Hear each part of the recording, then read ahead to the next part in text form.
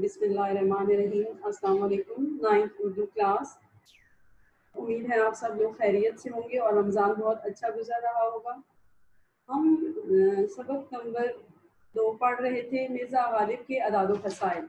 आधा हमने पढ़ लिया था, आगे से स्टार्ट करते हैं इसको। बुक्स आप अपनी ओपन कर लें, पेज नंबर 9 है।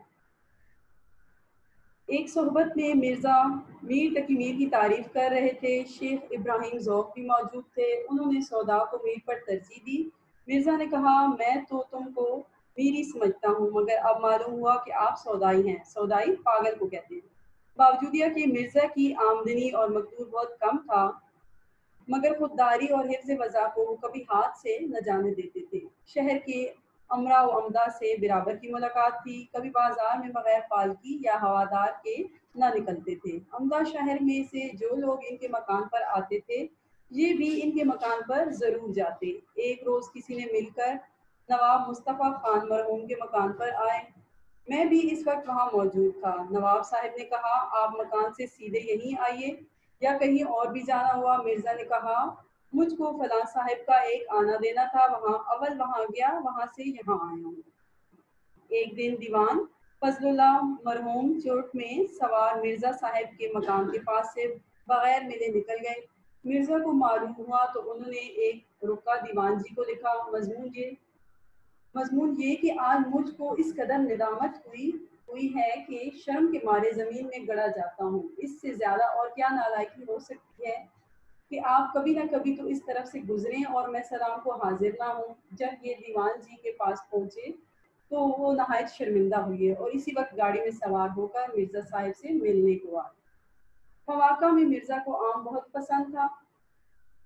आमों की फसल में इनके दोस्त दूर दूर से इनके लिए उम्दा उम्दा आम भेजते थे और वो खुद अपने बाज़ दोस्तों से तकाजा करके आम मंगवाते थे।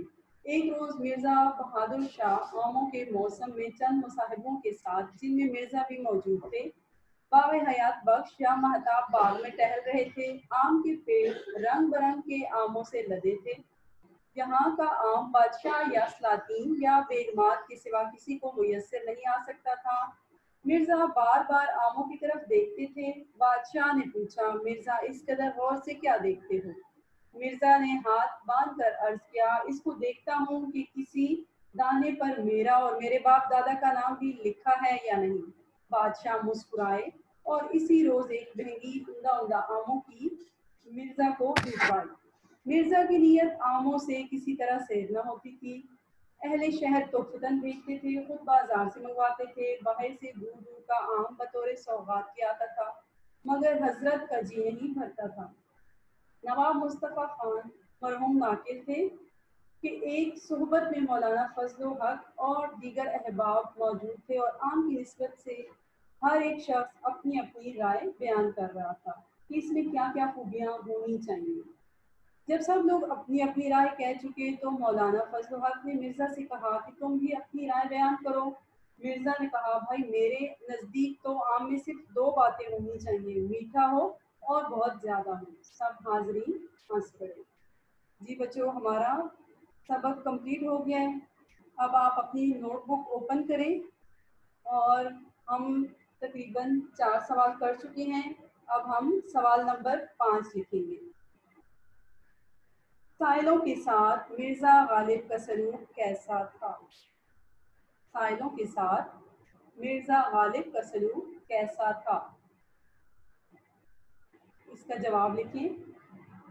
साइलों के साथ मिर्ज़ा गालिब का सलूक बहुत अच्छा था। बहुत कम साइल इनके दरवाजे से खाली हाथ जाते थे। इनके मकान के आगे अंधे, लंगड़े, लूले और अपाहिज मर्द औरत पड़े रहते थे। वो गरीबों और मोहताजों की मदद अपनी इस्तादात से ज्यादा करते थे। सवाल नंबर 6 लिखें। दोस्तों के साथ मिर्ज़ा गालिब का सलूक कैसा था? दोस्तों के साथ मिर्जा गालिब नहायत शरीफाना सलूक करते थे और ज़रूरत पड़ने पर इनकी मदद भी करते थे। सवाल नंबर 7 लिखें। मिर्जा गालिब के मिजाज की खास खूबी क्या थी?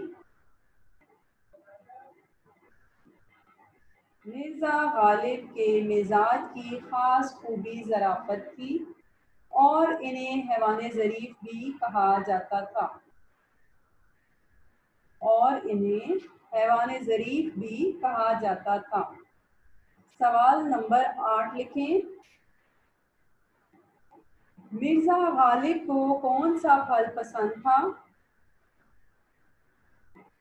मिर्जा गालिब को आम बहुत पसंद था। सवाल नंबर 9। मिर्जा गालिब के अदाद खसाइल किस किताब से लिया गया? सबक मिर्जा गालिब के अदाद खसाइल यादगार गालिब से लिया गया है। सवाल नंबर 10 है। सबक मिर्जा गालिब के अदाद खसाइल के मुसन्निफ कौन हैं? सबक मिर्जा गालिब के अदाद खसाइल के मुसन्निफ इल्ताफ हुसैन हाली हैं।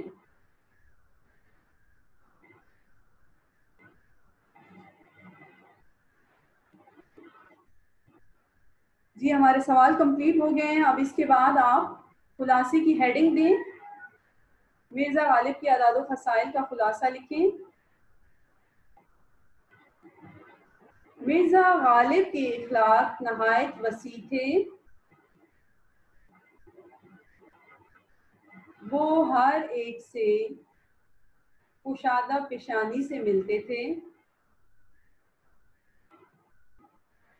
जो शख्स इनको एक बार मिलता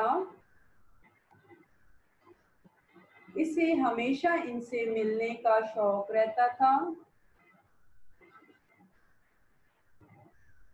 वो दोस्तों को देखकर बहुत खुश होते थे। इनके दोस्त पूरे हिंदुस्तान में बेशुमार थे।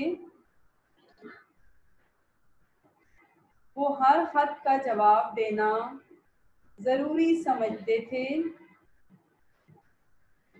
अक्सर लोग इन्हें बेरंग खत भेजते थे। मुरव्वत और लिहाज मिर्ज़ा की तबीयत में बहुत ज़्यादा था। वो आखिरी उम्र में भी अशार की इस्लाह करते थे। मिर्ज़ा की आमदनी कम थी मगर हौसला वसी था। कोई भी सवाली इनके दरवाजे से खाली हाथ न जाता था। वो गरीबों और मोहताजों की मदद अपनी ताकत से ज़्यादा करते थे। इनके जो दोस्त गर्दिशे रोज़गार से बिगड़ गए थे इनसे बहुत शरीफाना सलूक करते थे।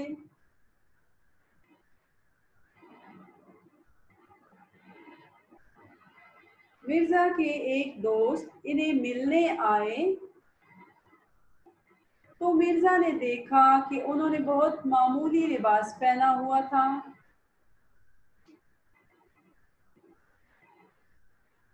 मिर्ज़ा ने अपना कीमती लिबास उनको दे दिया। ज़राफ़त इनके मिजाज में इस कदर थी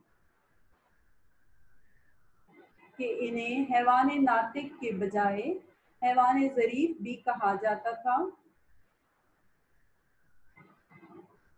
कभी बाजार में बगैर पालकी के ना निकलते थे।